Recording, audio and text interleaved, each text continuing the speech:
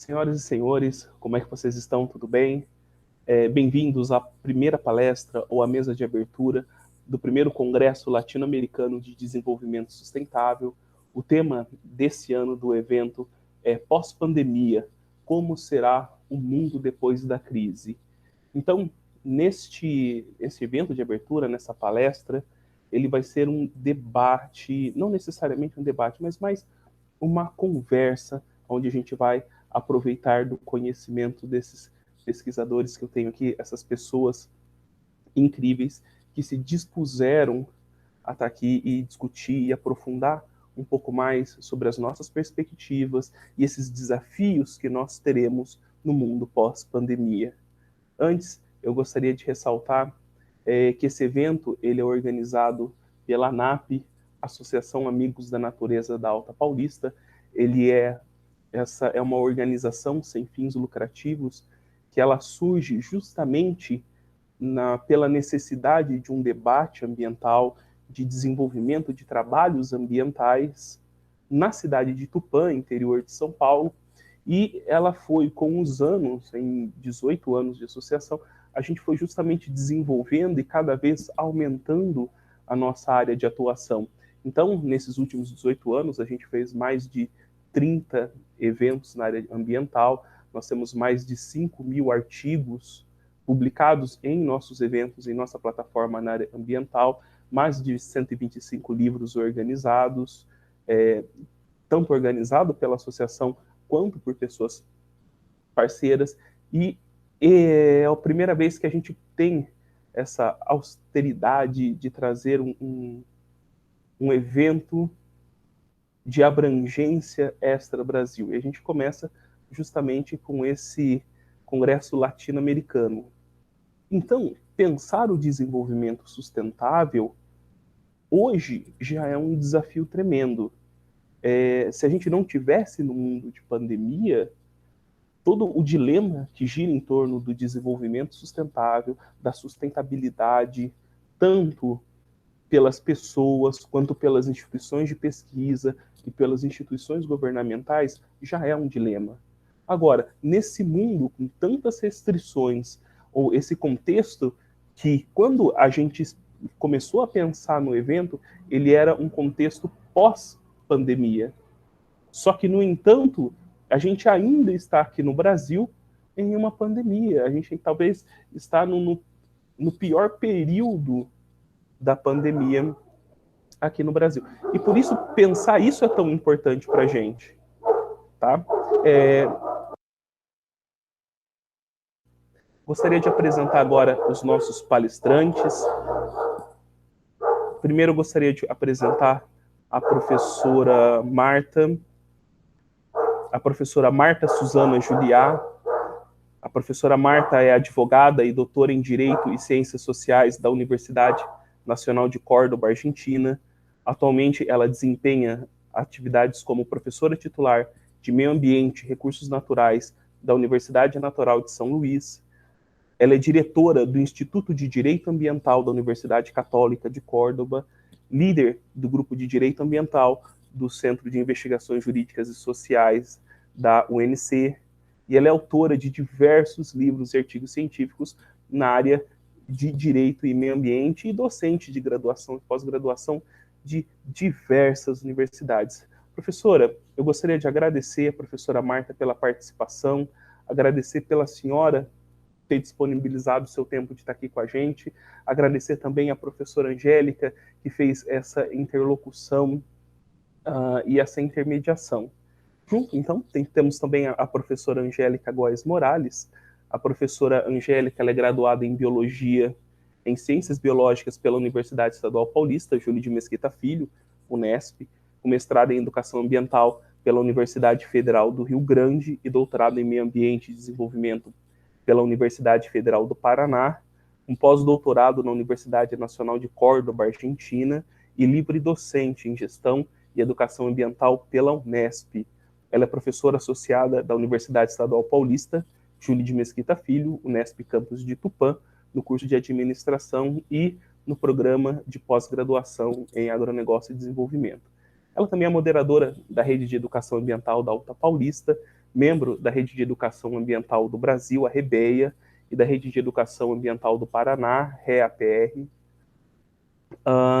Ela também atua como coordenadora aqui em Tupã da Sala Verde da REAP, aprovada pelo Ministério do Meio Ambiente, iniciado em 2018, e é membro do grupo de pesquisa em Democracia e Gestão Social, o GDEGS, e líder do grupo de pesquisa em Gestão e Educação Ambiental, o PGE. Professora Angélica, é um prazer estar aqui com a senhora. Não sei se você lembra, mas você também esteve com a gente na abertura do primeiro evento científico que a ANAP fez em 2005, que era o primeiro simpósio de educação ambiental, que na época foi na Faculdade de Direito Ambiental aqui, e agora, quase 18 anos após, a senhora está participando com a gente da abertura do primeiro Congresso Latino-Americano. Professora, é uma grande satisfação e um prazer ter com a senhora, e que acreditou na gente, que esteve em parceria com a ANAP durante todos esses anos. Professora, muito obrigado por estar aqui com a gente. Eu gostaria também de agradecer a presença do professor Nelson Russo de Moraes. O professor Nelson, ele é livre docente em Gestão e Educação Ambiental pela Unesp, doutor em Comunicação e Cultura Contemporânea pela Universidade Federal da Bahia, mestre em Serviço Social pela Unesp, bacharel em Administração pela IT Bauru. Ele é professor associado da Faculdade de Ciências e Engenharia Unesp Tupã.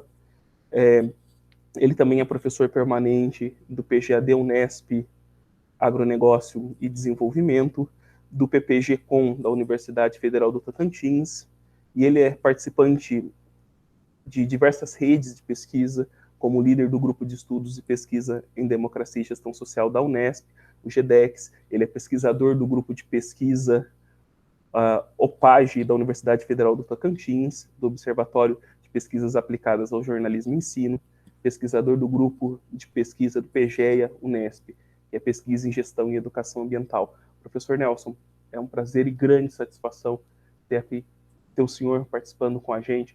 O senhor que nós conhecemos o trabalho, não só o trabalho acadêmico, eu gosto muito e eu admiro muito quando a gente vê que a pesquisa, ela transcende apenas a pesquisa. O senhor que, além de ser professor, trabalhar com políticas públicas, também é um grande, é um agente que atua para desenvolver as pesquisas, principalmente na nossa região, no nosso município. Professor, é um prazer tremendo ter o senhor aqui com a gente, é uma honra estar aqui ao lado do senhor nessa tarde.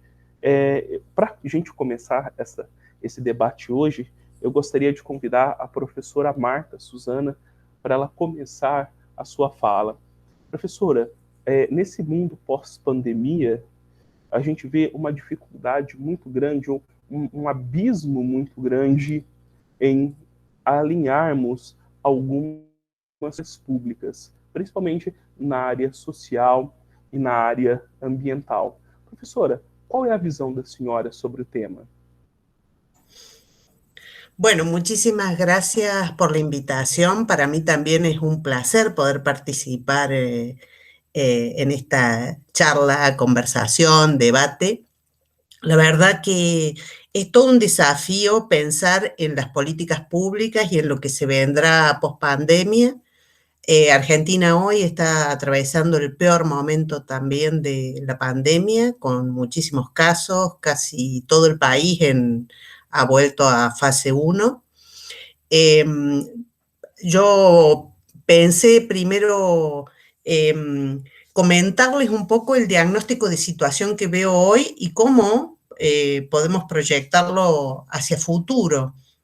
La verdad que como docente y como investigadora y en el análisis mismo de las políticas públicas, ha sido un verdadero desafío la pandemia. Nos ha obligado a utilizar una cantidad de herramientas que, si bien las teníamos disponibles, no las usábamos porque evidentemente la presencialidad es algo que supera ampliamente este tipo de recursos. Los podíamos haber utilizado, pero siempre nos sobrepasaba la realidad, el apuro, la investigación, la docencia. tanto en el ámbito docente como de investigación, fue todo un desafío adaptarnos a esta realidad de la pandemia. Muchos proyectos y muchos investigadores se orientaron a estudiar los efectos de la pandemia, el impacto de la pandemia en sus propios proyectos. Creo que nosotros lo podemos vivenciar más en lo que es la docencia. Hemos presentado en distintos eventos cómo hemos adaptado los aspectos teóricos y metodológicos de las asignaturas que dictamos a esta época de pandemia. Y por supuesto que nuestro análisis o objeto de investigación, que son las políticas públicas, bueno, el momento de la pandemia ha tenido un enorme impacto en las políticas, donde las prioridades han estado centradas en los aspectos sanitarios, pero la vida ha continuado y se han ido desarrollando distintas políticas en materia ambiental y en la materia que yo específicamente trabajo, que es las energías renovables en este momento, la promoción y el uso de las energías renovables. En estos aspectos uno ha podido identificar que a pesar de la situación de pandemia se ha seguido regulando, se ha seguido gestionando y se ha seguido trabajando y promoviendo, por supuesto que con un impacto mucho menor en una serie de actividades. Nosotros en la temática de investigación seguimos avanzando en el análisis de las políticas y bueno, uno ha observado un importante cambio.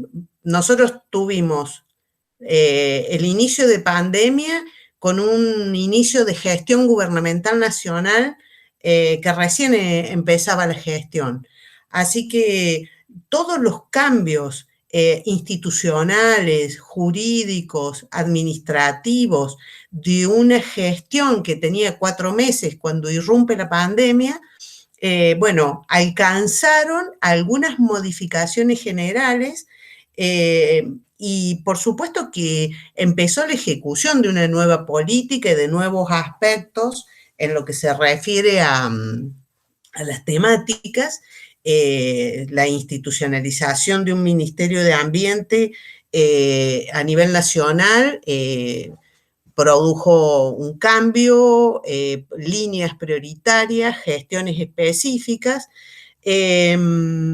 pero, por ejemplo, en el aspecto energético, tuvo toda una demora la decisión de el espacio asignado a las renovables, de los programas que se venían implementando, que continuaron, pero muchos aspectos se frenaron o no pudieron incentivarse o promoverse áreas que podrían haber avanzado en situaciones normales. Evidentemente, la pandemia acá estaba haciendo sus efectos directos en este tipo de políticas.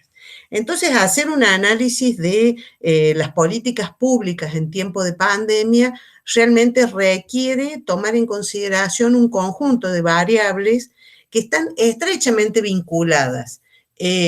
Lo económico, lo sanitario, las materias específicas que nos dan un contexto de análisis diferente, ¿no? Donde todo es transversal, todo está íntimamente vinculado.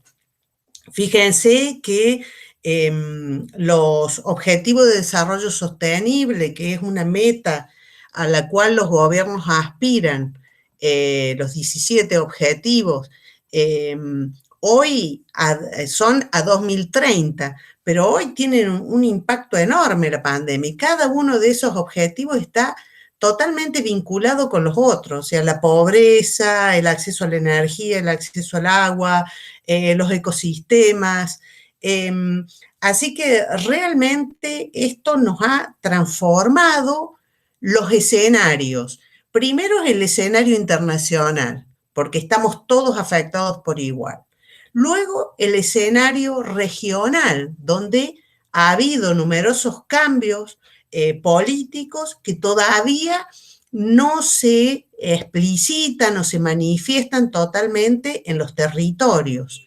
Y luego a nivel nacional y local, la pandemia ha ido produciendo una cantidad de hechos, acciones que vía políticas públicas empiezan a llegar a los territorios. Y a partir de este diagnóstico que hoy tenemos, de esta situación que hoy tenemos, ¿cómo pensar la pospandemia? Yo me acuerdo al principio de la pandemia todos pensábamos que íbamos a salir mejores de esta situación, que íbamos a tener una mentalidad diferente después de haber atravesado semejante situación.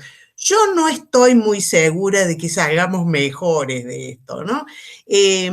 Sí, nos ha obligado a quienes trabajamos en las políticas, nos ha obligado a tener una mirada mucho más amplia, mucho más compleja, empezar a entender que el azar es parte del análisis, de que de golpe un virus irrumpe a nivel mundial y nos cambia totalmente los contextos que nos parecían tan claros, tan definidos, tan fáciles de analizar, y esto nos ha venido a modificar todo, ¿no?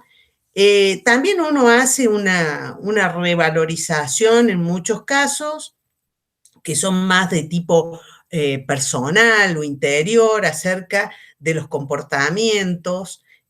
Bueno, hemos visto que el comportamiento humano sigue siendo un elemento objeto de estudio. Yo creo que los sociólogos no han logrado desentrañar, ni los antropólogos, totalmente, y menos los quienes hacemos derecho, creo que logramos cambiar las conductas a través de leyes o de políticas públicas. Creo que hacemos lo que podemos, pero esta pandemia también nos ha enseñado la resistencia a la autoridad, la resistencia a las cuestiones más racionales que uno se enfrenta, que es lo sanitario, ¿no? Uno cree que saber las consecuencias de un virus, contar con información científica adecuada era suficiente para cambiar los comportamientos, y evidentemente no es suficiente.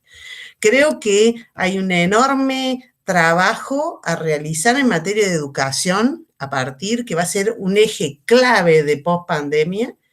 Y les diría educación ambiental, educación democrática, educación política, cultural, económica, todas las variables asociadas a la educación como un gran y enorme desafío a futuro. Creo que bueno, la pospandemia la veo como una enorme oportunidad que nos da este efecto que hemos sufrido todos, pero creo que no va a ser para nada fácil, que va a haber que esmerarse en el uso de mecanismos políticos, jurídicos, educativos, culturales, para poder salir y mejorar esta situación que nos impone la pandemia, pero que nos abre un nuevo camino de esperanza, diría yo, a futuro para un mejor manejo de los recursos a nivel global, ¿no? En todo sentido. Ese en general mi panorama hoy en este tema.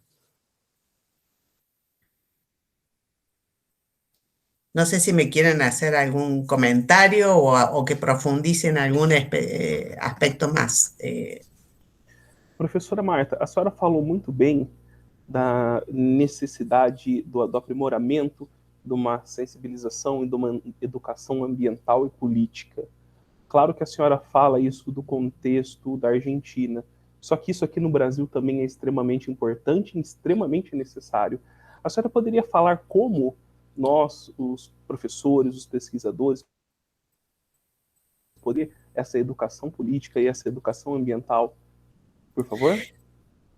Sí, cómo no. Yo creo que todos hacemos educación política, solo concentrándonos en nuestros saberes y eh, en nuestras expectativas de un mejor lugar para vivir.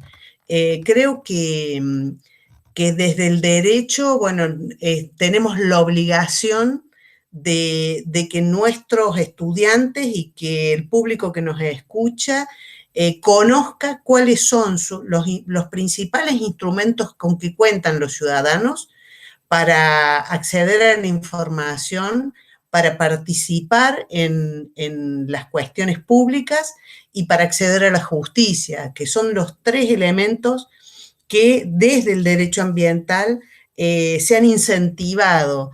Me parece que todavía el ejercicio en esas tres instancias todavía no ha sido lo suficiente. Tenemos un convenio, el convenio de Escazú, firmado hace no tanto tiempo, que recién empieza a tomar vigor en América Latina, y me parece que ese va a ser el camino. Y por supuesto que los docentes investigadores tenemos una responsabilidad mayor porque somos quienes estamos en contactos con los estudiantes, con los profesionales, con los becarios, y bueno, y ahí va a ser un trabajo de difusión, de interacción, de empezar a pensar en conjunto, de reflexionar acerca de cómo seguir post pandemia y todo lo que nos hace falta.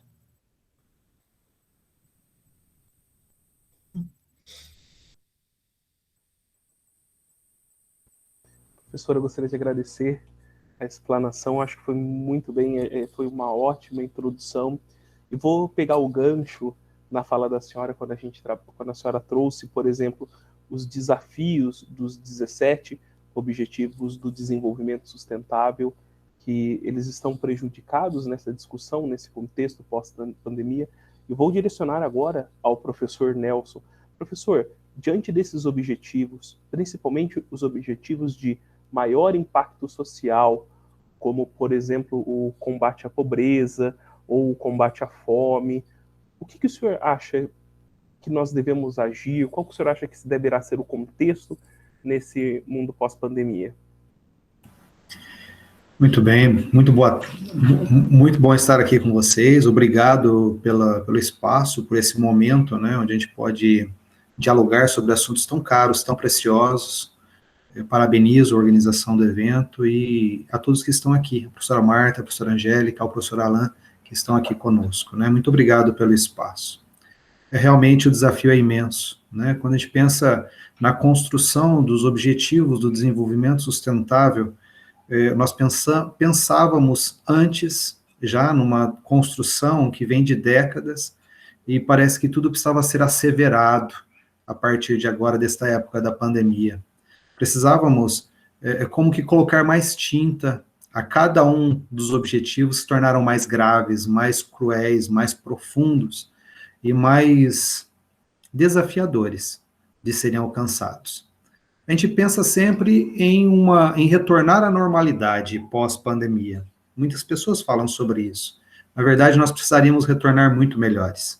Aqueles que conseguirem sair desta, né, e estamos aí num processo, especialmente na América Latina, num processo muito lento de vacinação, e isso já expõe todo o processo de distanciamento social e econômico entre os mais ricos e mais pobres, até na perspectiva das nações do mundo. Quando a gente observa essa lentidão, a gente sabe que a gente precisa melhorar muito enquanto humanidade. Enquanto humanidade significa também em termos de sustentabilidade. Nós somos 7,7 bilhões de seres humanos, dos quais, ao caso brasileiro, 210, um pouco mais de 210 milhões de brasileiros. E ainda assim chegamos a uma condição de distanciamento social entre os mais ricos e os mais pobres muito severa. E que é expressada, eu observava agora os noticiários e os últimos números da OMS, o distanciamento entre os povos que estão sendo, as populações, as nações em ritmo de vacinação. Poxa, 75% das vacinas produzidas estão sendo aplicadas em 10% dos países. Isso é muito grave, né? Porque 10% dos países não são necessariamente os mais numerosos. Certo que alguns são, mas a grande maioria da população não está ainda sendo vacinada. Um exemplo interessante que foi apresentado pela OMS é a Venezuela e a África do Sul, com apenas 1% de sua população em processo de vacinação. Isso é muito grave, e isso nos leva nessa perspectiva, inclusive acadêmica, de pensarmos o quanto de mais tinta nós precisamos para falar sobre os objetivos de desenvolvimento sustentável, porque quanto mais crônicos são os problemas que estão postos.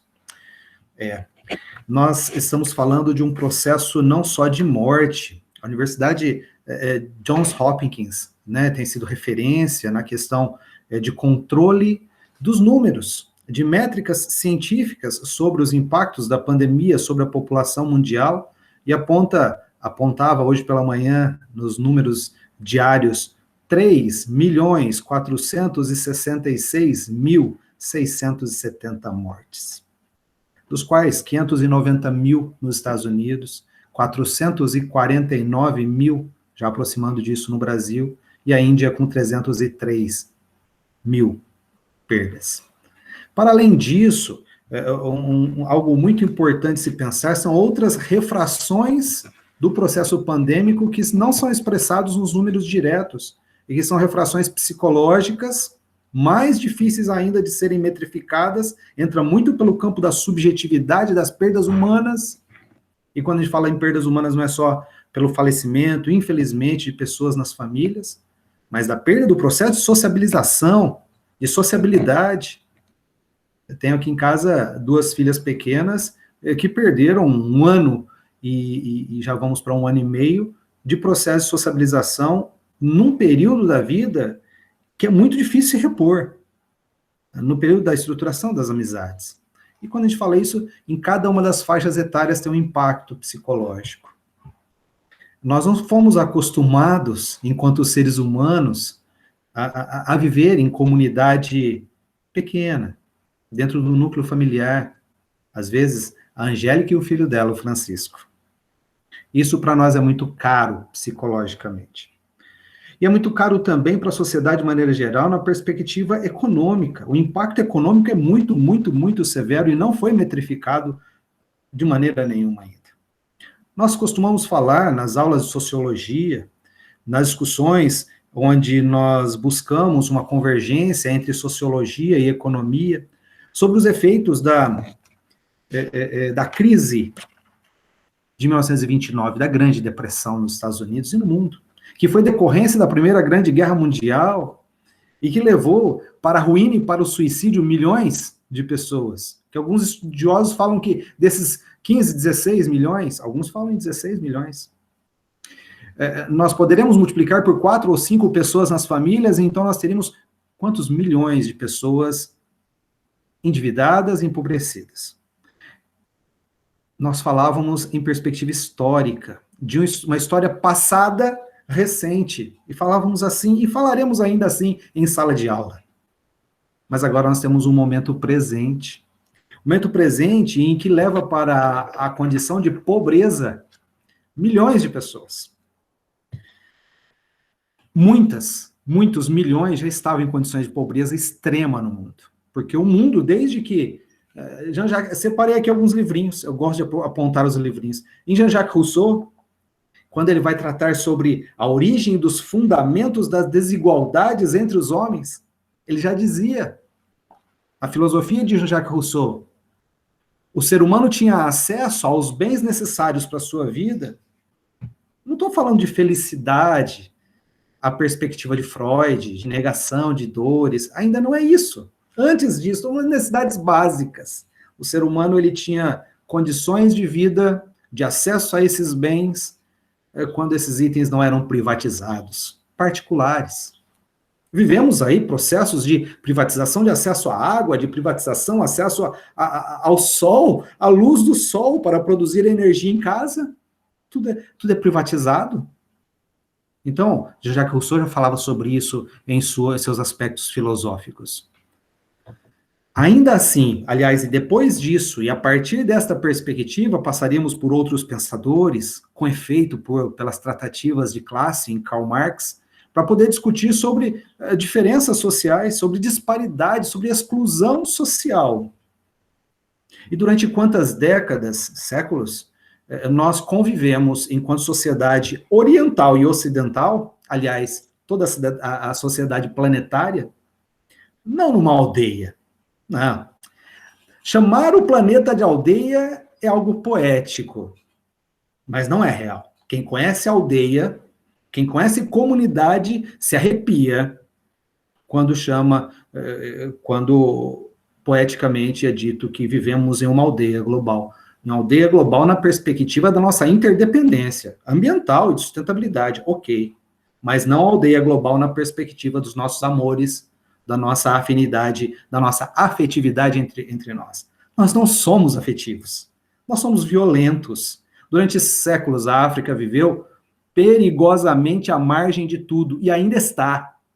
A África enquanto o continente inteiro. Então, a partir desta perspectiva planetária, de muita diferenciação, de muito etnocentrismo na perspectiva do que achava-se ser correto num olhar europeu, fomos constituindo a nossa sociedade latino-americana. E a pobreza, nós sabemos o que é. A pobreza per capita, a pobreza é uma demarcação métrica que oriunda da convergência entre a economia e a sociologia indica, e outras áreas, é muito interdisciplinar a discussão de pobreza. A família, aliás, a família que vive com algo em torno de R$870 por mês, é pobre. Esta é a métrica. São $5,5 por dia. E pobreza extrema seria as pessoas que vivem com $1,9 por dia, que equivaleria a no Brasil, R$300 por mês. Extrema pobreza. E a extrema pobreza por quê? Porque não é suficiente para o mínimo para a sobrevivência. Quando nós pensamos em mundo pandêmico de 2020, 2021, e queremos voltar à normalidade, nós não poderíamos desejar voltar à normalidade. Não poderíamos. O ideal seria desejarmos voltar a uma condição superior de nossa afetividade. O sociólogo alemão Ferdinand Tönnies, quando fala sobre a afetividade que une as pessoas nas comunidades, ele é muito claro. O que une as pessoas em uma aldeia indígena, em uma comunidade amazônica isolada, em uma comunidade, inclusive religiosa, às vezes afastada, distante, são os princípios do amor, do querer bem, de ajudar o outro a sustentar as suas necessidades mínimas para a sua sobrevida, independentemente dos interesses capitais. Isso não é querer voltar a uma perspectiva do comunismo primitivo. Isso seria sonhar com seres humanos um pouco mais humanos. Talvez esse desejo de uma sociedade pós-pandêmica seja dificultado fortemente pelo maior empobrecimento das famílias. Notem, eu agora pela manhã, juntando alguns papéis algumas matérias para esse nosso diálogo, né? Uma matéria do El País, deste mês, trata sobre as vítimas esquecidas da Covid-19. 100 milhões de pessoas mais pobres. Se nós já estávamos num processo de marginalização de tantas nações inteiras, de tantos bilhões de pessoas, de famílias, então agora as coisas se complicam. Nós estamos falando, então, de um novo ciclo de afundamento dos valores capitais que antes haviam sido apregoados e fortalecidos à sociedade planetária. A desigualdade aumentou em 10% nos lares mais ricos, mas com certeza, muito, muito superior nos lares mais pobres. A classe chamada média nos países em desenvolvimento, que já foram outrora chamados de países do terceiro mundo, no qual nós estamos sim inseridos, condição e a probabilidade de se morrer por Covid-19 é 4 vezes maior nos lares e nas famílias mais pobres do que nas famílias mais ricas. Porque as famílias mais pobres são aquelas onde as pessoas trabalham nos serviços mais básicos, que não podem ser feitos à distância. Não podem ser feitos remotamente. A família mais pobre é aquela mais vulnerável na sua alimentação e que encontra um estado fragilizado porque a economia enderrocada acaba gerando uma sustentação fiscal menor. Então, a família, na hora que ela mais precisa, que ela não pode sair para a rua para trabalhar, eu não estou falando, na maioria dos casos, de famílias empregadas. Estou falando de famílias que trabalham. É diferente emprego e trabalho.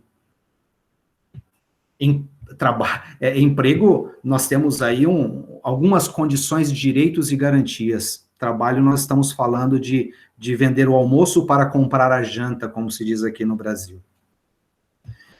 Se esta família, que agora não pode sair de casa, ou quando sai se arrisca mais a contrair o vírus da pandemia, o novo coronavírus, numa sociedade que ainda não tem vacina para todos, nós estamos falando que esses pais e mães de famílias estão inegavelmente na linha de frente. Já que é direito constitucional, pelo menos no Brasil, professora Marta, é constitucional o Estado garantir a vida àqueles que não estão em condições de sustentação, de autossustentação à sociedade de acordo com o seu trabalho. Mas quando essa família que está agora privada do seu trabalho, especialmente as mais simples, porque os trabalhos não podem ser feitos de modo remoto, precisam do Estado, o Estado também está fragilizado por falta de recursos oriundos da iniciativa privada. Sabemos que o Estado necessita de capital e impostos para manter suas políticas públicas. Mas por que essa sociedade foi encontrada? A grande questão do desafio, ela é complexa. Por que essa sociedade foi encontrada no alto do século XXI? Encontrada em tão alto nível de vulnerabilidade? Por que não estava tão melhor escolarizada se há tanto tempo as nossas sociedades latino-americanas já se estruturam sobre democracias e tem sim economias pujantes? Então a gente encontra problemas de ordem da escolarização, que nunca foi prioridade. Nunca foi prioridade. Questões sobre saúde das famílias de modo pleno. Não precisamos citar países da América Latina. Nós sabemos que em nenhum dos casos a saúde foi levada durante décadas com seriedade, porque senão nós teríamos seriedade no processo de imunização. Então, se nós nunca chegamos, como sonhávamos no welfare state, o acesso universal às políticas públicas, nós historicamente nunca tocamos isso, então é claro que a nossa sociedade se viu fragilizada quando tocada pelo vírus, novo coronavírus, e então vulnerável à Covid-19. As nossas famílias mais pobres são sim as mais vulneráveis, e então deixando a matéria internacional do El País e chegando a um artigo bastante interessante, produzido pela Universidade Tiradentes, em Aracaju, no Sergipe, 12,8% dos brasileiros precisam viver com R$ 246 por mês. Então, 13% dos brasileiros vivem sim, hoje, de acordo com pesquisas científicas, eu digo pelo menos, viu? Pelo menos, porque muitas pesquisas não conseguem abarcar o interior das nossas condições amazônicas. Pelo menos 13% dos brasileiros vivem em situação de pobreza extrema, que é viver com menos de R$ 250, 300 por mês. E a gente diz isso com tranquilidade, porque uma cesta básica na cidade de São Paulo chega a mais da metade do salário mínimo. O preço de uma cesta básica subiu tanto nesses últimos meses, deste ano de pandemia, do ano passado para este, subiu tanto que chegou a R$ 650 na cidade de São Paulo, para um salário mínimo de pouco mais de R$ 1.000, R$ 1.100. Se uma família com 5 crianças, com 5 pessoas, né, dentre adultos e crianças, que é uma família padrão médio em termos de quantitativo de pessoas que precisam ser alimentadas, vive com um salário mínimo e precisa dali tirar uma cesta básica que não é suficiente nem para 10 dias.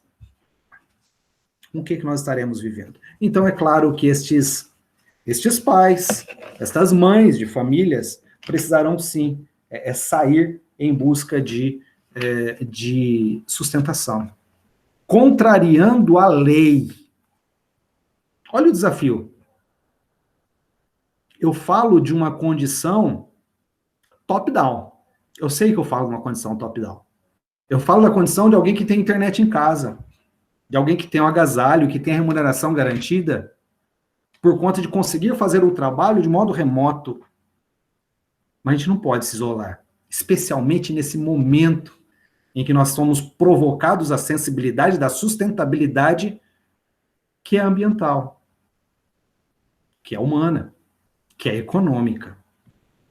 Nesse sentido, então, meus caros, é importante falar sobre essa condição a cesta básica, segundo a pesquisa. R$ 631 em São Paulo equivale a metade do salário mínimo, que é em torno de R$ 1.100. Essa pandemia, meus caros, encontra um país e uma América Latina pobre, estruturalmente falando, pobre, de dificuldades extremas de ter uma distribuição das suas riquezas. Vejam, alguns dos nossos países, eu falo a partir do Brasil, países riquíssimos e verdadeiros da produção de alimentos, maravilha. Falta-nos coragem, políticas públicas, força e interesse para que essas riquezas sejam melhor distribuídas. No caso brasileiro, nós somos grandes produtores de muitos alimentos. E isso é muito bom, porque gera divisas. Por outro lado, faltam políticas públicas. Então, por exemplo, a expressão indígena sofre. Então, nós vemos casos noticiados, não por 1 ou 2 jornais, que poderia parecer algo tendencioso. Não. Documentos científicos, além de comprovações jornalísticas, de que muitos povos, inclusive indígenas, estão desnutridos e morrendo de fome. Morrendo de fome. Isso é uma denúncia, professor? Não, isso é leitura dos jornais. Isso é leitura do que está posto nos documentos científicos e, inclusive, de narrativas de missionários. Não tem tendência nisso. Então, assim, vivemos um mundo pandêmico em uma situação gravíssima. Precisamos sair dessa pandemia e encarar a escolarização estrutural para que a gente possa salvar as próximas gerações. Não no sentido pandêmico, com a graça de Deus, teremos vencido, mas salvar as novas gerações para que possam produzir, como a professora Marta Juliá destacou anteriormente, possam produzir políticas públicas, possam produzir atores que consigam adentrar as arenas de discussão de direitos humanos e de políticas públicas com o poder do conhecimento. E oxalá sejam novos gestores para um novo mundo, que eu espero seja muito melhor do que este antes da pandemia. Obrigado. Gostaria de agradecer ao professor Nelson pelas palavras. Vou passar agora para a professora Angélica, depois a gente volta de novo, professor Nelson, e vamos fazer mais algumas perguntas. Professora Angélica, o professor Nelson explicou muito bem a questão da pobreza, explicou muito bem a necessidade de políticas públicas nesse contexto pandêmico e, em alguns momentos, essa fragilidade. Pensando agora num contexto de sustentabilidade, num contexto de educação para a sustentabilidade, educação para a pandemia, ou a educação ambiental que a gente fala, na sua concepção, quais são os nossos desafios? Bom, primeiro, muito obrigada, né? Estar aqui ouvindo todos vocês, assim, acho que é um bate-papo riquíssimo e necessário Agradeço a Nath pelo convite, em nome do Alan. E valeu pela memória, viu, Alan? Você colocando que eu estava desde o primeiro, é verdade, quando a gente teve, né, e, em alguns momentos iniciais aí da Nath. Boa memória. É um prazer estar aqui com vocês, dentro desse tema tão importante e tão emergente, né? Eu acho que falar dessas questões, como trouxe muito bem a Marta, dentro da sua experiência na Argentina, e ao professor Nelson, que também trabalha com políticas públicas, a gente vê que a questão de políticas públicas é algo fundamental para a gente pensar em sociedades sustentáveis. Eu quero até partir a minha temática sobre, assim, é daí que eu parto, né, quando eu falo em sustentabilidade, tá? Porque quando eu penso em sustentabilidade, eu penso num conceito situado, de forma temporariamente e de forma historicamente. Porque quando a gente fala em sustentabilidade, é um processo é um conceito dinâmico e ao mesmo tempo um processo permanente em construção e que não deve ser visto a partir das suas particularidades, tá? Então, dentro do que o Nelson comentou, né? Olha o contexto nosso no Brasil dentro de uma situação pandêmica. A situação já não estava boa antes, né? Deixar bem claro. E com a pandemia, isso vem à tona todas as vulnerabilidades. Então, aquilo que era invisível, ela se torna totalmente visível para quem quer ver, né? Porque existem outros movimentos também que são negacionistas a tudo isso. Também vale ressaltar aqui.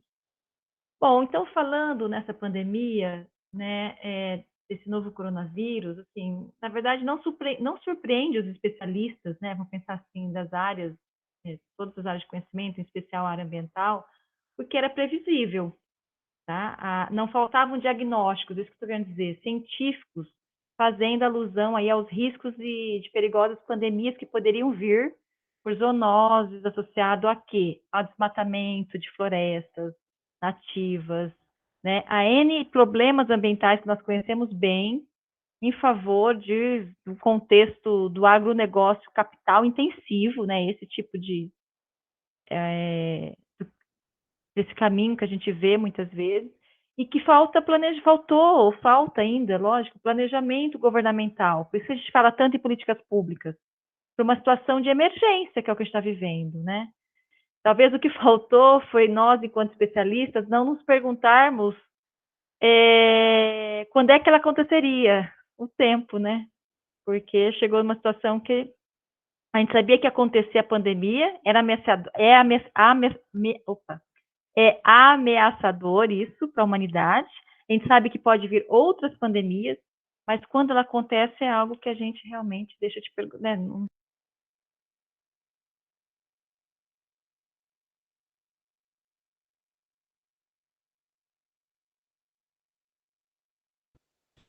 Professora Angélica, o seu áudio, ele fechou. A senhora pode abrir novamente? Desculpe. Obrigado. Não sei até quando você ouviu, desculpa, acho que fechou Um segundo só, pode continuar o pensamento.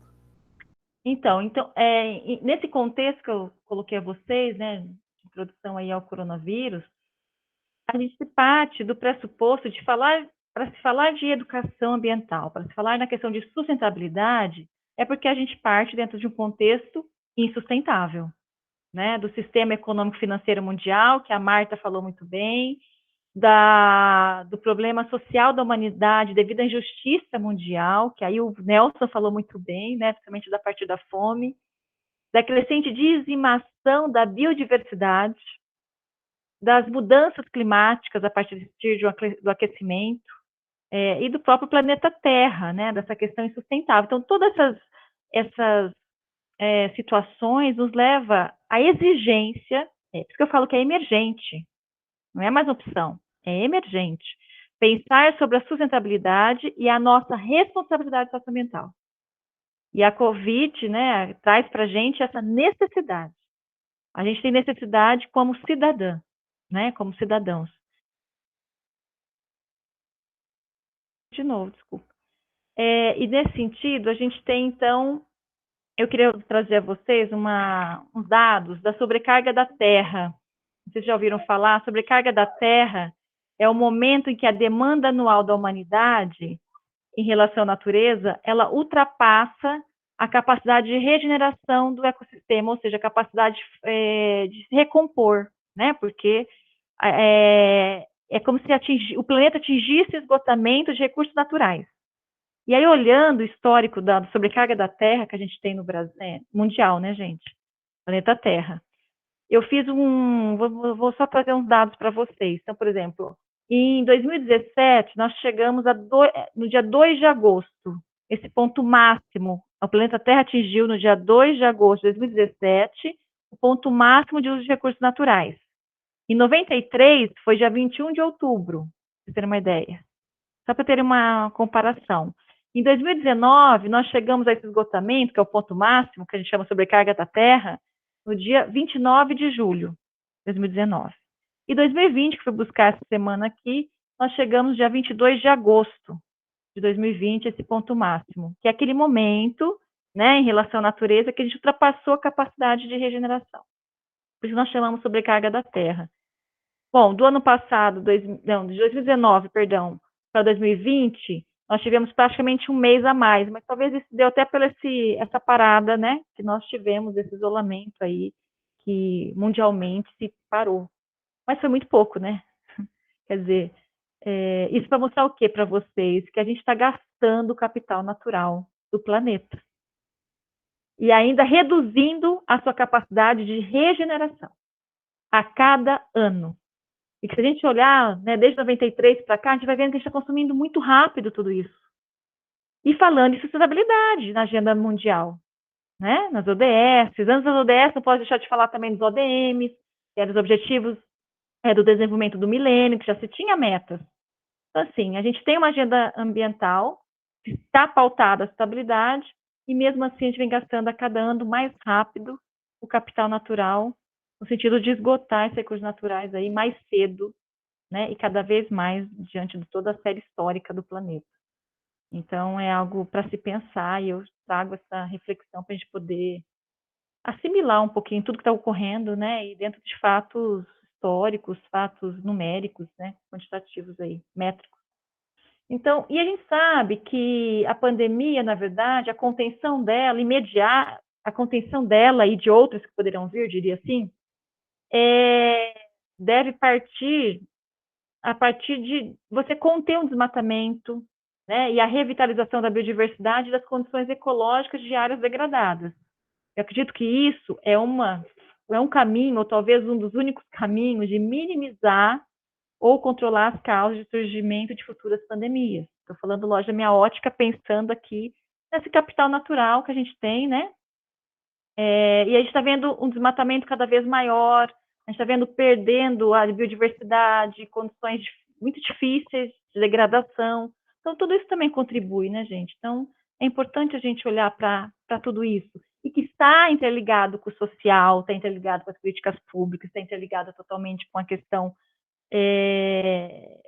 econômica, todas as dimensões, né? Que aí a sustentabilidade, vale dizer, a sustentabilidade é um conceito, não só conceito, mas ela tem que ser olhada dentro de um nível pluridimensional. Então, que ela vai além do natural, que ela vai além do econômico, que ela vai além do social. Né? Como vocês falaram bem antes, que antecederam a Marta e o Nelson, a questão até de negociações internacionais, o quanto isso é importante para a gente manter, né, essa situação mais, assim, buscando a sustentabilidade. Então, o que eu quero dizer aqui, que a minha fala vai no sentido de que a sustentabilidade que eu estou dizendo aqui, ela não é do desenvolvimento sustentável, calcado, dentro dessa percepção que a gente já conhece muito bem, né, do crescimento sem fim, da questão da racionalidade instrumental, vai além disso, né? Eu estou falando aqui a partir da sustentabilidade que eu acredito nas sociedades sustentáveis que eu falei antes, no plural, porque como o Nelson falou, cada realidade, cada contexto é totalmente diferenciado, e que essas pessoas, quando vocês perguntam para ela, o que é, para uma comunidade X, o que é ser sustentável para vocês, enquanto essa comunidade, ela vai ter uma ótica totalmente diferenciada de uma outra sociedade, de uma outra comunidade. E não preciso falar em outros países, não, no próprio Brasil, em regiões diferentes, né? Ou mesmo no mesmo município. Você pegar um bairro socialmente dizendo, melhor do que outro, né, ou um bairro vulnerável, ele também vai ter percepções totalmente diferentes. São sociedades sustentáveis, assim, é a partir disso que eu estou trazendo a vocês, né? Até porque, e aí eu pauto no Leff, que é um cara que eu estudo um pouquinho mais, que é o Henrique Leff, que é um mexicano, ele vai falar o seguinte, que a gente precisa pensar numa nova racionalidade quando se fala até em sustentabilidade, que é fundada no potencial do socioambiental, que o Celso também traz aí na fala, e na diversidade cultural. Então, uma racionalidade ambiental que propõe novos valores éticos, é uma nova racionalidade produtiva até, alternativa, eu diria, né? Capaz de mobilizar e reorganizar a sociedade para a transformação. Porque quando eu falo, eu até anotei aqui para não esquecer de falar isso, quando eu falei educação ambiental, que educação ambiental é essa que eu estou falando? É uma educação ambiental que precisa estar comprometida efetivamente com a transformação da sociedade, né? Então, é importante a gente pensar que a educação ambiental é essa aí, né, para transformar efetivamente, no sentido de transformar estruturas de poder associadas à ordem econômica, orientando para uma transição de que realmente esse desenvolvimento que todo mundo fala e que todo mundo quer, seja efetivamente sustentável. Então, por isso que eu estou dizendo, sociedades sustentáveis, é plural sim, porque a sustentabilidade é um conceito pluridimensional, tá? Então, diante disso, vou falar da educação ambiental, né? Vou chegar nela. A gente está vivendo como, né? Já vivendo aí uma trágica transparência do vírus. E aí, quem leu um pouco Boaventura trouxe algumas discussões, né? O ano passado, bem interessante. Ele trouxe até uns e-books aí bacana para a gente poder pensar o que a pandemia trouxe para a gente. E é isso, ela trouxe uma transparência, como eu falei antes, né, que tinham coisas invisíveis e que está aí todo mundo tendo que lidar com essa situação. Querendo ou não, de uma forma ou outra, vai ter que olhar para isso. E as pandemias, até isso ainda nem meu, o próprio Boaventura coloca, as pandemias não matam, até coloquei aqui, elas não matam tão indiscriminadamente quanto se julga, né?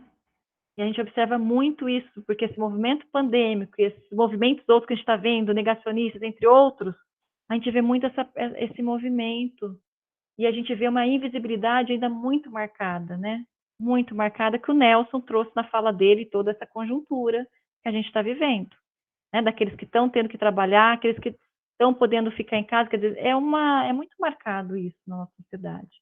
E, ao mesmo tempo, a gente está convivendo com um desmonte da estrutura política ambiental, né? Eu acho que a Marta também trouxe, né, também uma perspectiva, mesmo não sendo do Brasil. Então, assim, qual que é o papel da educação ambiental para a construção, então, de um futuro mais possível? E aí, perguntinha difícil essa, sabe? É difícil, porque não se tem uma resposta tão objetiva, porque é complexo, né? Não posso desconsiderar a complexidade socioambiental que está posta e política nessa conjuntura, mas eu acho que uma coisa, eu fui tentando pensar esses dias, muitas reflexões que a gente está tendo desde o ano passado, né? Além do luto coletivo que a gente está vivendo, acho que essas reflexões também, elas são coletivas, não só de autoconhecimento, acho que é um momento que a gente também está se olhando para si e vendo o que eu posso fazer diante dessa situação trágica que eu estou vivendo, mas é pensar o coletivo também, né? Porque a gente não pode naturalizar,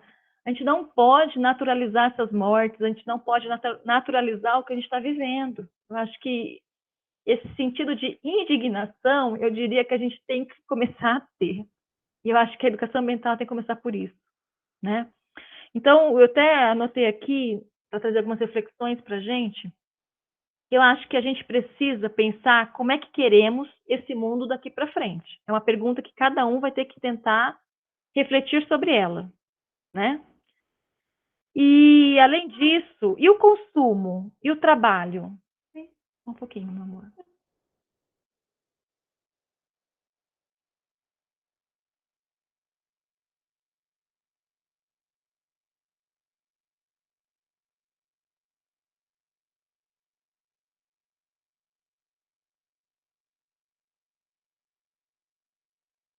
Já volto, tá, gente? É isso que a gente está vivendo, a gente está convivendo com tudo isso, né? Multitarefa dentro de casa, é isso que eu estou tentando colocar para vocês nesse sentido. Então, como é que a gente pode pensar no sentido do futuro, a partir também do que a gente quer, e o que a gente quer enquanto consumo, enquanto trabalho, e para isso, acho que surgem algumas reflexões. Nós precisamos, eu acho que, incorporar cada vez mais o diálogo, né? E a escuta, porque esses movimentos também fazem com que a gente, às vezes, deixa de escutar. E a escuta, ela é importante, querendo ou não. Além disso, a gente precisa fazer um trabalho colaborativo, né?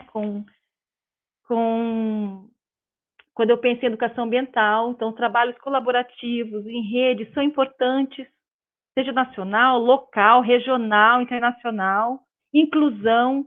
Então, eu vejo que o desafio nosso na educação ambiental, acho que um grande desafio hoje, e o Nelson falou da questão da educação, e a Marta também trouxe isso na fala dela, no final, eu acho que o nosso maior desafio é fazer as pessoas pensarem. Mas em que sentido? Incentivarem no pensamento reflexivo e crítico. Mais do que tudo, porque a gente está vendo muitas coisas aí que a gente fala, onde é que a gente está falhando, né, enquanto humanidade? E a pandemia pode ser uma oportunidade também para isso, né? Para a gente, de fato, refletir o que é prioridade e conhecer as causas que estamos enfrentando. Eu acho que essa é uma primeira coisa que a gente pode trazer aí para pensar a educação ambiental, sabe? A partir do diálogo de saberes para agir no mundo, né? Estou falando no sentido de problematizar isso, transformar conhecimentos por esses saberes ambientais, por meio de integrações de áreas de, sei lá, de processos naturais, sociais, diferentes ordens de materialidade até, e esferas de racionalidade, para pensar no hoje, no que aquilo que a gente quer para amanhã. Eu acho que isso é uma coisa muito importante para a gente pensar, mas para isso a gente precisa recuperar a nossa capacidade de indignação. Porque a gente vê muitas pessoas num momento de naturalização, naturalizar as mortes da Covid, né? Igual o Nelson já trouxe os números, não vou trazer aqui, não vou nem reforçar esses números que são terríveis, porque não é natural isso. Não é natural ver tantas mortes pela Covid. Já tendo vacina. Não é natural ver tantas mortes, por exemplo, de negros. Não é natural ter tantas criminalidades. E assim vai, né, gente? Então, é isso que eu quero dizer. Eu acho que a gente precisa recuperar essa capacidade. E isso quem trouxe para mim foi até uma conversa que eu tive com o Marcos Sorrentino ano passado, numa live que a gente fez sobre educação ambiental. E é verdade, a gente precisa, né, parar de ir para um caminho de querer essa naturalização, e não é por aí, né? Porque a gente precisa de algumas revoluções, como diz o Sorrentino, o Marcos Sorrentino, que foi diretor de educação ambiental no Ministério há muito tempo atrás, né? Em outro governo, lógico, e que ele coloca que é necessária uma revolução no sentido de mudanças de valores. Então, uma delas talvez seria esse caminho da indignação. Outra delas seria aquela questão que coincide com cada conjuntura. Foi a partir daqueles saberes que eu coloquei antes, das sociedades sustentáveis, de poder entender cada contexto, né? Cada conjuntura. Porque, por exemplo, igual o Nelson comentou muito bem, o que é trabalho para um, o que é trabalho para o outro, né? E a questão de emprego e trabalho é totalmente diferente. O teto é igual para todo mundo? Quando fala assim, fica em casa. Né? O contexto de casa, para cada um, não é igual. A gente tem N fatores que impactam a pessoa ficar em casa, né? E que não é discutido. Então, isso é aquilo que o Boaventura fala, isso está trazendo para a gente as invisibilidades, que a gente tem que olhar para isso. As indiferenças, né? As desigualdades. E outra coisa que o Sorrentino coloca muito, que eu acho que as 3 falas aqui vão coincidir, é a participação política. E nós precisamos participar politicamente, sim, né? E para isso, a educação ambiental, eu acredito que ela vem num caminho até, Alan, no sentido de trabalhar com atuação local, entende? Pensando territórios, pensando ações territoriais, olhando para esses locais em que as pessoas que residem ali, todos os moradores, possam ter um pacto né, para essa ação, que estejam, de alguma forma, todos ali agindo, porque participar é ter tomada de decisão. Mas, para isso, todo mundo tem que pactuar para que essa ação venha de forma coletiva, né? E para isso precisa de escuta, por isso que eu faço o diálogo antes. Então, assim, eu acho que esse é um caminho que a educação ambiental, que eu fui anotando aqui, pode ajudar a gente nesse momento. E, nesse sentido, eu acho que é preciso politizar a educação ambiental, é preciso nos reconectar socialmente, né? A gente está precisando nos reconectar diante desses movimentos que a gente está vendo e vivenciando. E nessa reconexão, a gente precisa olhar de forma mais solidária, né, uns com os outros aí.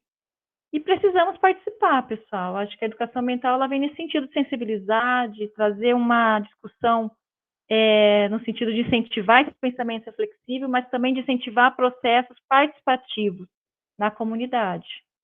Eu acho que a minha fala vai por aí, assim, tá? Eu queria fechar a minha fala, eu trouxe aqui, eu ando lendo muito o Ayrton Krenak, né, até meu grupo de pesquisa vem estudando um pouquinho mais dele, que é um indígena, né, que nesse momento também está propagando aí e ajudando nas reflexões atuais, nesse momento até pandêmico, e ele coloca o seguinte: já que a natureza está sendo assaltada de uma maneira tão indefensável, vamos pelo menos ser capazes de manter nossas subjetividades, nossas visões, nossas poéticas sobre a existência. Definitivamente não somos iguais. E é maravilhoso saber que cada um de nós que está aqui é diferente do outro, como constelações. Somos capazes de atrair uns aos outros pelas nossas diferenças, que deveriam guiar o nosso roteiro de vida. Então, eu acho que pós-pandemia, a gente tem que pensar nisso, né? De tentar nos reconectar socialmente, ambientalmente, politicamente, para poder, né, ter uma boa economia, ter questões básicas aí de qualidade de vida. É isso, Ala, acho que a gente pode depois continuar. Gostaria Obrigada. de agradecer a professora Angélica pela fala. Eu acho que é uma fala muito pertinente, entendeu? Todos esses desafios que nós temos, eles são desafios marcantes e muito presentes dentro desse contexto pandêmico. Agora eu gostaria de abrir ao professor Nelson, a professora Marta e a professora Angélica, para caso eles tenham dúvidas, queiram fazer perguntas aos outros palestrantes ou queiram fazer colocações adicionais sobre a fala de algum outro palestrante. Professores, fiquem à vontade.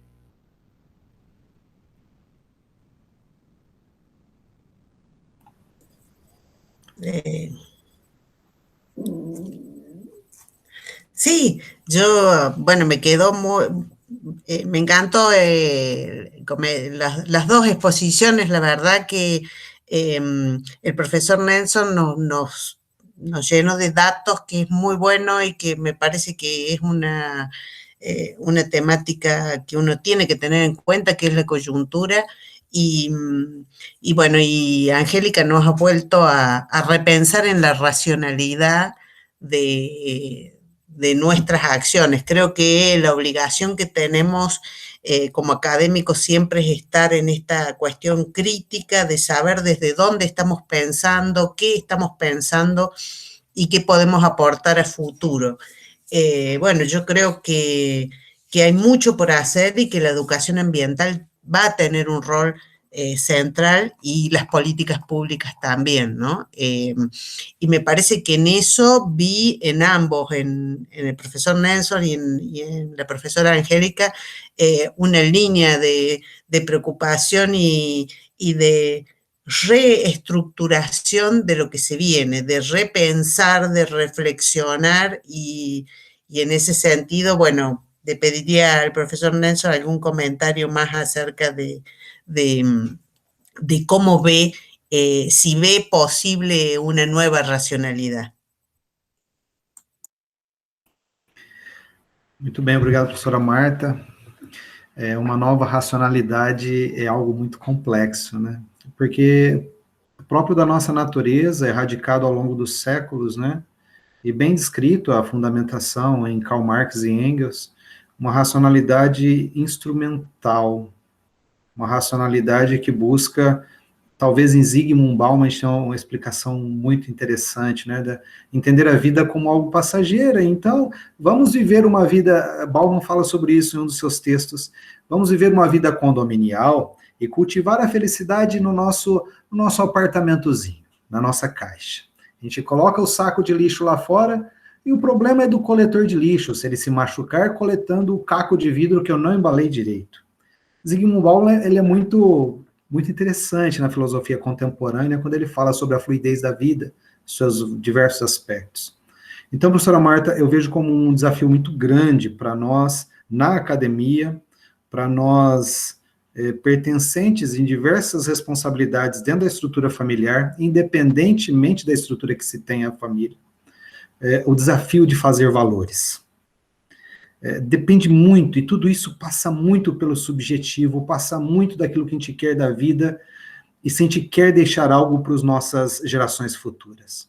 Me parece que a gente vive num momento em que as pessoas se preocupam com os filhos. De maneira geral, eu sei que eu me preocupo com os meus e cada um de nós com os nossos. Mas vemos um momento onde o pertencimento e exaustão do momento presente parece trazer a felicidade plena. Então, assim, eu me preocupo com uma sociedade que não vê futuro, me preocupo com uma sociedade que não vê para além da contratualidade capital e que está cada vez mais fadada a limitar a afetividade e a importância do amor a redutos concretos, isolados. O amor e o respeito já não são mais possíveis em ambientes coletivos. Isso precisa ser desconstruído. Eu posso sim fazer comunidade dentro da universidade. Ela não precisa ser tão fria. Nós podemos fazer amizade, a amizade existe. A partir da amizade, segundo Tonies, volto em Tonies, é possível resgatar alguns valores que ficaram acimentados abaixo do valor do capital. Mas, professora Marta, eu volto no frasquinho de tinta. Nós precisaríamos colocar muita tinta nos nossos objetivos do desenvolvimento sustentável. Os problemas ficaram muito maiores.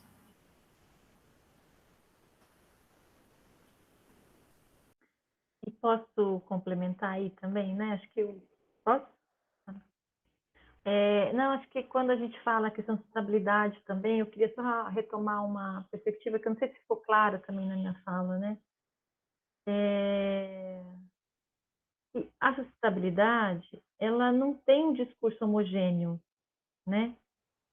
Eu coloquei das dimensões lá, né? Que ela é pluridimensional, que ela deve ser sempre pensada a partir daquilo que é situado, né? Do contexto. Mas, contudo, tais discursos aí que a gente vê, ao tratar-se, por exemplo, de diferentes interesses ambientais, econômicos, entre vários setores, segmentos e por diferentes atores sociais, sujeitos, deixa claro que ela não é homogênea, né? Então, até quando a gente pega o desenvolvimento sustentável, que vem lá na relatório de Blanco, vai analisar o relatório, a gente vê que naquele momento o próprio desenvolvimento sustentável ele foi posto dentro dessa visão instrumental, né, que o Nelson trouxe tão bem aqui. Então, abordando os limites do desenvolvimento e ainda atrelados muito nesse relatório a tecnologia, né, no sentido de que interessante no relatório, eu cheguei a analisar numa época, num dos estudos meus anteriores, e ele coloca o seguinte, que diante da tecnologia que está posto aí, e há uma organização social que está vindo, ela pode vai ter a capacidade de absorver os efeitos ou impactos negativos da atividade humana, entende? Então, a partir da reforça, né? Seria isso. Reforça o avanço de que as tecnologias proporcionam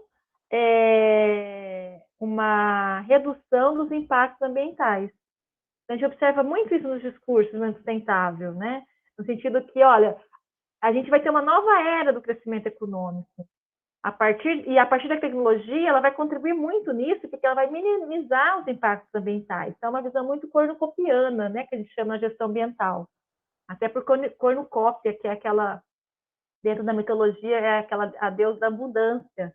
Então, a gente tem recursos abundantes e a tecnologia vai nos ajudar a continuar explorando isso, vai ajudar a minimizar os impactos e vamos continuar crescendo economicamente, desenvolvendo ao crescimento sem fim, né? Como sempre foi pregado. Então, assim, só chamar atenção, né? Que eu acho que é legal a gente trazer isso aqui, que não são discursos homogêneos, não.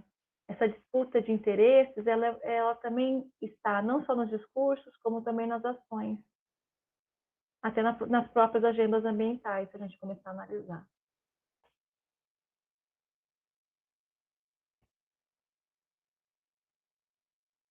Mas assim, deixa claro que a estabilidade não deixa de ser uma emergência, né? Assim, é um tema emergente para a nossa sociedade, sim.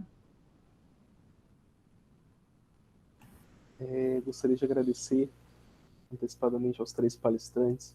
Eu acho que vocês conseguiram trazer, pelo ponto de vista social do professor Nelson, de políticas públicas da professora Marta, e esse ponto de vista mais de sustentabilidade da professora Angélica, diversas facetas que nós não pensávamos no mundo pós-pandemia.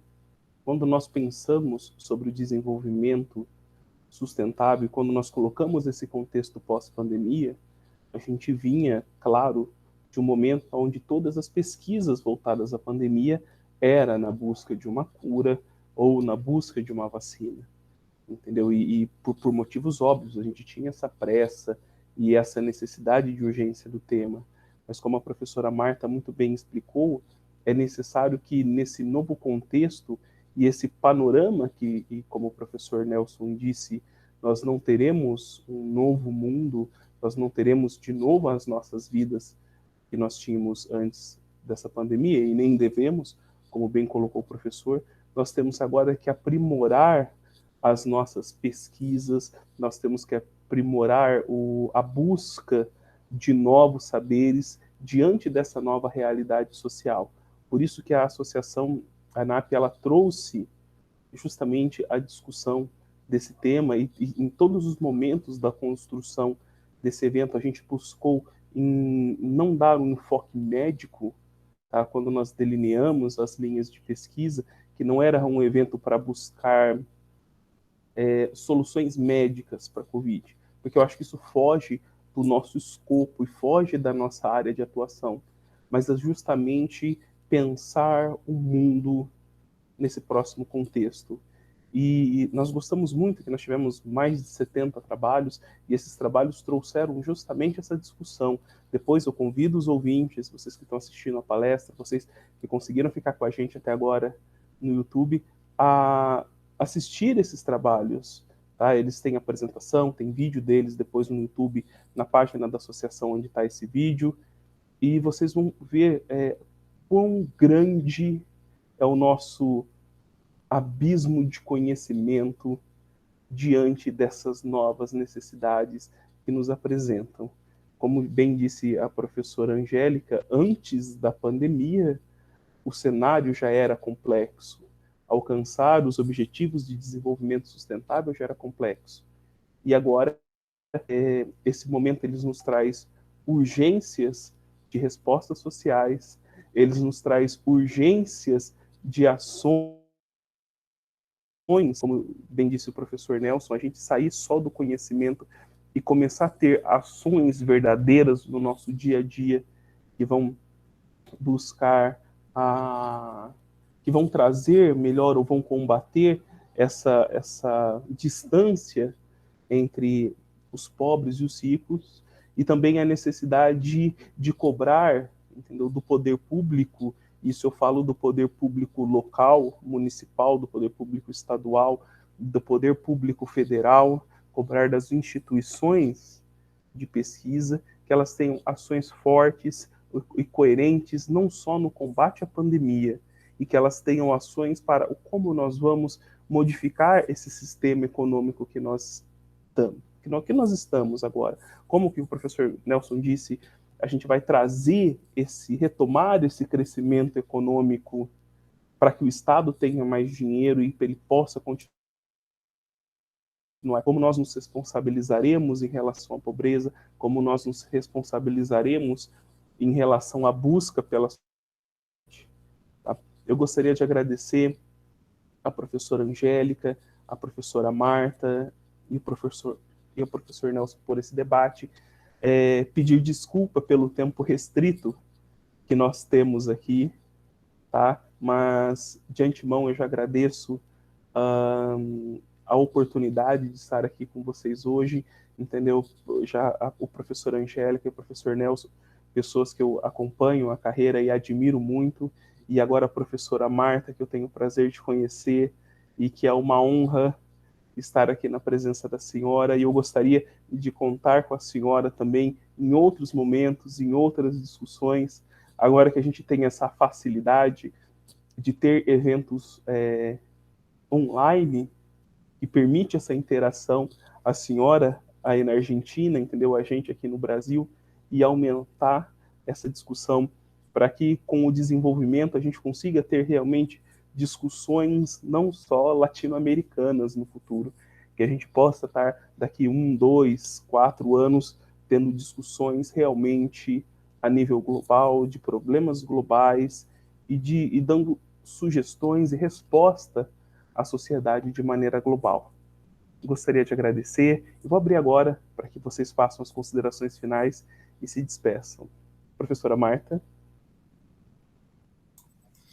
Bueno, muchísimas gracias. Ha sido, la verdad, un placer ponerse a reflexionar y a pensar sobre estos temas que son tan complejos y que, bueno, nos van a demandar mucha reflexión, mucha interacción, mucha participación, mucho compromiso a futuro. Y va a ser un gusto poder participar en las interacciones que planteas y tener contactos. Creo que tenemos que fortalecernos hasta que atravesemos totalmente esta pandemia, y una de las formas de fortalecernos es intercambiar ideas, opiniones, visiones que nos hagan mejorar el lugar donde estamos, que nos hagan tratar de recomponer todos los efectos que hemos sufrido en nuestro entramado social, que lo vamos a ver de a poco y a través del tiempo, y nos va a llevar mucho tiempo reconstruirlo. Así que muy agradecida de haber podido participar y charlar con ustedes.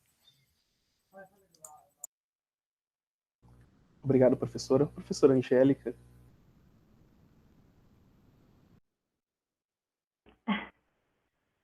Um prazer também estar aqui com vocês, em especial o Nelson e a Marta também, que são parceiros nossos aí de caminhada de grupos de pesquisa, né? Então, para mim foi uma grata satisfação tê-los aqui e poder escutá-los, né? Essa escuta dos colegas também, e fazer essa reflexão coletiva sempre é muito importante. E aí vem em mente agora aqui o Eduardo Galeano, né? Que nos deixou, né, há alguns anos, mas que tem uma frase dele que sempre me impacta quando a gente está meio que desanimado. Eu lembro dessa frase. Esse dia, até numa aula, a gente recordou dessa frase. Eu queria deixar aqui como finalmente. Ele coloca assim: para que serve, né? Alguém pergunta para ele assim: para que serve a utopia? E aí ele coloca assim: serve para isso, para que eu não deixe de caminhar, né? Ele coloca assim que conforme eu me aproximo 2 passos, ela se afasta 2 passos.